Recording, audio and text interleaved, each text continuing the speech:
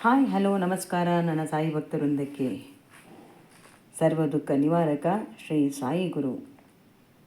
ಚಿಂತೆ ಏತಕೋ ರಂಗ, ಭಯಲ ಭ್ರಾಂತಿ ಏತಕೋ, ಕಂತು ಪಿತನ ದಿವ್ಯ ನಾಮ ಮಂತ್ರವನ್ನು ಜಪಿಸುವವರಿಗೆ ಎಂದು ಪುರಂದರದಾಸರು ಹಾಡಿನ ಮೂಲಕ ಜಗತ್ತಿಗೆ ತತ್ವವನ್ನು ಸಾರಿದ್ದಾರೆ. ಜಗತ್ತಿಗೆ ಒಡೆಯನಾಗಿರುವ ಜಗದೀಶನಾಡುವ ಆಟಕ್ಕೆ ವಿಶ್ವ ಒಂದು ನಾಟಕ ರಂಗ. ಸೂತ್ರಧಾರ ಪರಮಾತ್ಮ, ಮಾನವರು ಅವನು ವಹಿಸಿಕೊಟ್ಟಿರುವ ಪಾತ್ರವನ್ನು ಮಾಡುವ ಪಾತ್ರಧಾರಿ. ನಾಟಕಕ್ಕೆ ಸೂತ್ರಧಾರಿ ಅವನಾಗಿರುವಾಗ ನಾವು ಅವನು ಕುಣಿಸದಂತೆ ಕುಣಿಯುವುದು ನಮ್ಮ ಕೆಲಸ. ನಮ್ಮ ಪಾತ್ರ ಮುಗಿದ ಕೂಡಲೇ ನಾವು ತೆರೆಮರೆಯಿಂದ ಸರಿದು ಹೋಗುತ್ತೇವೆ. ನಮ್ಮ ಪಾತ್ರ ಕೊನೆಯಾಗುತ್ತದೆ ಎಂದು ಏಕೆ ಚಿಂತಿಸಬೇಕು? ಪಾತ್ರವನ್ನು ವಹಿಸಲು ತಿಳಿಸುವವನು ಅವನೇ, ಪಾತ್ರದಿಂದ ನಿರ್ಗಮಿಸಲು ಸೂಚಿಸುವವನು ಅವನೇ. ನಾಟಕದಲ್ಲಿ ನಮ್ಮೊಡನೆ ಪಾತ್ರ ಮಾಡಿದವರ ಸಂಬಂಧದಿಂದ ದೂರ ಸರಿತೇವೆಂದು ದುಃಖಿಸುವುದರಲ್ಲಿ ಅರ್ಥವಿಲ್ಲ. ಮರುಜನ್ಮದಲ್ಲಿ ಮತ್ತೊಂದು ನಾಟಕದಲ್ಲಿ ನಾವು ಪಾತ್ರ ವಹಿಸಲು ಬರಬಹುದು. ನಾವು ನಮ್ಮ ಪಾತ್ರವನ್ನು ಸೂತ್ರಧಾರನಿಗೆ ಮೆಚ್ಚುಗೆಯಾಗುವಂತೆ ವಹಿಸಿದರೆ ಮತ್ತೊಂದು ನಾಟಕದಲ್ಲಿ ಒಳ್ಳೆಯ ಪಾತ್ರ ನಮ್ಮ ಪಾಲಿಗೆ ಸಿಗಬಹುದು. 4 ಜನರಲ್ಲಿ ಮೆಚ್ಚುಗೆ ಗಳಿಸುವಂಥ ಪಾತ್ರ ನಮಗೆ ಸಿಗಬಹುದು. ಇದಕ್ಕಾಗಿ ಚಿಂತೆ ಮಾಡುವ ಅಗತ್ಯವಿಲ್ಲ ಎಂದು ಲೋಕಕ್ಕೆ ಸಾರಿದ ತತ್ವ. ಆನಂದ ತಿಲಕ ಎಂಬ ಮಹಿಳೆಯ ಸಂಸಾರ ಹೆಸರಿಗೆ ತಕ್ಕ ಹಾಗೆ ಆನಂದವಾಗಿಯೇ ಇದ್ದ ಸಂಸಾರ. ಸುಸಂಸ್ಕೃತ ಮನತನದಲ್ಲಿ ಒಳ್ಳೆಯ ತಂದೆ ತಾಯಿಯನ್ನು ಪಡೆದು ಗುರುವೆಂಬ ಮಾರ್ಗದರ್ಶಕ ಸಿಕ್ಕಿದಾಗ ನಮ್ಮ ಜೀವನ ಒಳ್ಳೆಯ ಹಾದಿಯಲ್ಲಿ ಸಾಗುತ್ತದೆ. ಉತ್ತಮ ಮಾರ್ಗದರ್ಶನದೊಂದಿಗೆ ಉತ್ತಮ ಪರಿಸರವೂ ಸಿಕ್ಕಿದರೆ ನಮ್ಮ ನಡೆ ನುಡಿಯು ಸುಂದರವಾಗಿರುತ್ತದೆ. ಆನಂದ ತಿಲಕ ಎಂಬ ಮಹಿಳೆಯ ಸಂಸಾರ ಹೆಸರಿಗೆ ತಕ್ಕ ಹಾಗೆ ಆನಂದವಾಗಿಯೇ ಇದ್ದ ಸಂಸಾರ. ಸುಸಂಸ್ಕೃತ ಮನೆತನದಲ್ಲಿ ಒಳ್ಳೆಯ ತಂದೆ ತಾಯಿಯನ್ನು ಪಡೆದು ಗುರುವೆಂಬ ಮಾರ್ಗದರ್ಶಕ ಸಿಕ್ಕಿದಾಗ ನಮ್ಮ ಜೀವನ ಒಳ್ಳೆಯ ಹಾದಿಯಲ್ಲಿ ಸಾಗುತ್ತದೆ.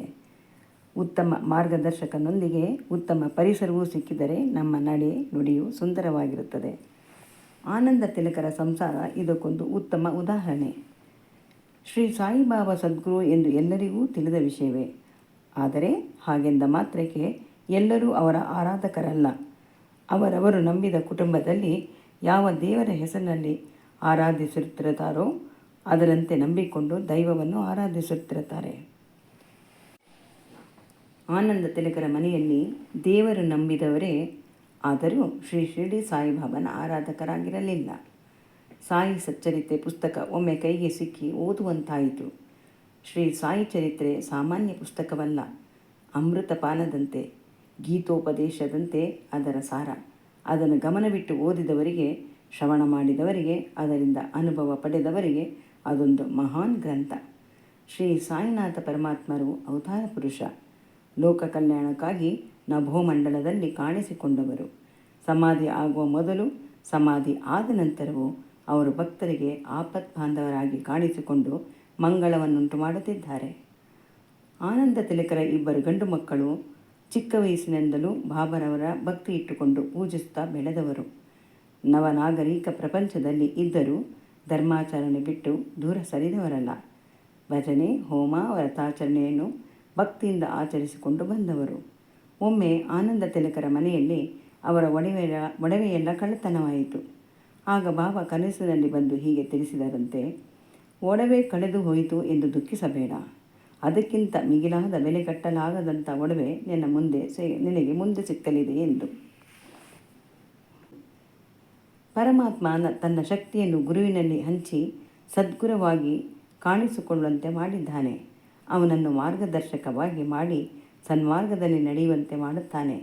ಆನಂದ ತಿಲಕರಿಗೆ ಒಮ್ಮೆ ಎದೆನೋವು ಕಾಣಿಸಿಕೊಂಡಿತು. ಮೊದಲ ಮಗ ವೃತ್ತಿಯ ದೆಸೆಯಿಂದ ಹೊರದೇಶಕ್ಕೆ ತೆರಳಿದ್ದ.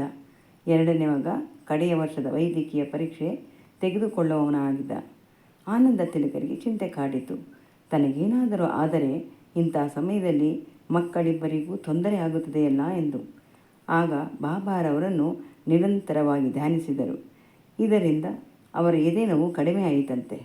ಬಾಬಾ ಬಂದು ರಕ್ಷಿಸಿದರು ಎಂದು ವಿಶ್ವಾಸದಿಂದ ಮಾತುಗಳನ್ನು ಹೇಳುತ್ತಾರೆ. ಇದು ಕಳೆದ ಸ್ವಲ್ಪ ದಿನಗಳಾದ ಮೇಲೆ ಆನಂದರವರಿಗೆ ಮತ್ತೆ ತೀವ್ರವಾದ ಎದೆನೋವು ಕಾಣಿಸಿಕೊಂಡಿತು. ತಿಳಿದ ಕಡೆಯೆಲ್ಲ ತಪಾಸಣೆ ಮಾಡಿಸಿದರು.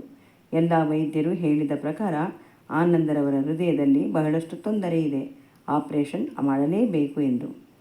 ಒಂದು ಕಡೆ ತೋರಿಸಿ ತಪಾಸಣೆ ಮಾಡಿದಾಗ ಅಕಸ್ಮಾತಾಗಿ ವರದಿಯಲ್ಲಿ ಅಥವಾ ಪರೀಕ್ಷಿಸಿದ ವೈದ್ಯರಿಂದ ತಪ್ಪು ಮಾಹಿತಿ ದೊರಕಿರಬಹುದು ಎಂದು ಅಂದುಕೊಳ್ಳಬಹುದು. ಆದರೆ ಮಗನೇ ವೈದ್ಯನಾಗಿದ್ದರಿಂದ ಅವನಿಗೆ ತಿಳಿದ ಪ್ರಸಿದ್ಧ ವೈದ್ಯರಿಂದ ತಪಾಸಣೆ ಮಾಡಿಸಿ ವರದಿ ನೋಡಿದ್ದಾರೆ. ಎಲ್ಲರೂ ಹೇಳಿದ್ದು ಒಂದೇ ರೀತಿಯ ವಿಷಯ. ಇದರಿಂದ ಆಪರೇಷನ್ಗೆ ಆನಂದರವರು ಸಮ್ಮತಿಸಲೇಬೇಕಾಯಿತು.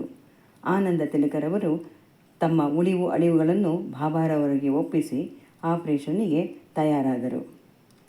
ಆಪರೇಷನ್ ಮಾಡಿದ ವೈದ್ಯರಿಗೆ ಅಲ್ಲೊಂದು ವಿಸ್ಮಯ ಕಾದಿತ್ತು. ಹೃದಯದಲ್ಲಿ ಎಲ್ಲೂ ಕೊಬ್ಬಿನಂಶ ಶೇಖರವಾಗಿರದೆ ಎಲ್ಲವೂ ಸುಸ್ಥಿತಿಯಲ್ಲಿರುವುದು ಗೋಚರವಾಯಿತು. ತಪಾಸಣೆಯಲ್ಲಿ ನಿಚ್ಚಳವಾಗಿ ತೊಂದರೆ ಇರುವುದು ಗೋಚರವಾಗಿದ್ದು ನಂತರ ಆಪರೇಷನ್ ಮಾಡುವ ಸಮಯದಲ್ಲಿ ಈ ರೀತಿ ಕಾಣಿಸಿಕೊಂಡಿರಬೇಕಾದರೆ ಇದೊಂದು ಆಶ್ಚರ್ಯಕರ ವಿಷಯ ಎಂದು ಒಪ್ಪಿಕೊಳ್ಳುವಂತಾಯಿತು. ಆದರೆ ಆನಂದ ತಿಲಕರ ಕುಟುಂಬಕ್ಕೆ ಮಾತ್ರ ಮನದಟ್ಟಾಯಿತು. ಇದಕ್ಕೆ ಕಾರಣ ಶ್ರೀ ಸಾಯಿಬಾಬಾರವರ ಲೀಲೆಯಿಂದ ಎಂದು. ಹಿಂದೆ ಒಂದು ಸಲ ಆನಂದ ತಿಲಕರು ಶಿರಡಿಗೆ ಹೋಗಿದ್ದಾಗ ಸಮಾಧಿಯ ಬಳಿ ಬಾಬಾ ಇವರಿಗೆ ದರ್ಶನ ಕೊಟ್ಟು ಮಾತನಾಡಿದಂತೆ ಅನ್ನಿಸಿತಂತೆ. ನಿನ್ನ 2 ಮಕ್ಕಳನ್ನು ನನ್ನ ತಲೆಯ ಮೇಲಿಟ್ಟು ರಕ್ಷಿಸುತ್ತೇನೆ ಎಂದು. ಆನಂದ ತಿಲಕರ ಜೀವನದಲ್ಲಿ ಈ ರೀತಿಯ ಕೌತುಕ ತರುವಂಥ ಅನುಭವಗಳು ಬೇಕಾದಷ್ಟು ಆಗಿವೆ. ನಾವು ನಂಬಿರುವುದು ಬಾಬಾರವರನ್ನು. ಪೂರ್ವಜನ್ಮದಲ್ಲಿ ನಾವು ಏನೇ ಕರ್ಮ ಮಾಡಿರಲಿ, ನಾವು ಭಕ್ತಿಯಿಂದ ಅವನಲ್ಲಿ ಶರಣಾಗತರಾದಾಗ ದಯೆ ತೋರಿ ಕಷ್ಟಗಳನ್ನು ನಿವಾರಿಸುತ್ತಾನೆ. ಹರಿನಾಮ ಒಂದು ನಮ್ಮ ನಾಲಿಗೆಯ ಮೇಲೆ ನಲಿದಾಡಿದಾಗ ಎಂಥ ಯಮನ ಬಾಧೆಯಾಗಲಿ ನಿವಾರಣೆಯಾಗುತ್ತದೆ. ಇದು ಇವತ್ತಿನ ಕಾಲಕ್ಕೆ ಮಾತ್ರ ಅನ್ವಯಿಸಿಲ್ಲ. ಪುರಾಣ ಕಥೆಗಳಲ್ಲಿ ಬರುವ ದ್ರೌಪದಿ, ಪ್ರಹ್ಲಾದ, ಭಕ್ತ ಮಾರ್ಕಂಡೇಯ ಇವರೆಲ್ಲ ಉತ್ತಮ ಉದಾಹರಣೆಯಾಗಿ ಹೇಳಬಹುದು. ಹರಿನಾಮ ಸ್ಮರಣೆಯನ್ನು ನಿರಂತರವಾಗಿ ನಾವು ಪಠಿಸುವಂತಾಗಲಿ, ಅವನ ಅನುಗ್ರಹ ನಂಬಿದ ಭಕ್ತರಿಗೆ ಶಾಶ್ವತವಾಗಿ ಲಭಿಸುವಂತಾಗಲಿ ಎಂದು ನಾವು ಪರಮಾತ್ಮನಲ್ಲಿ ಬೇಡಿಕೊಳ್ಳೋಣ. ಓಂ ಶ್ರೀ ಸಾಯಿ ಪ್ರಣಾಮ್.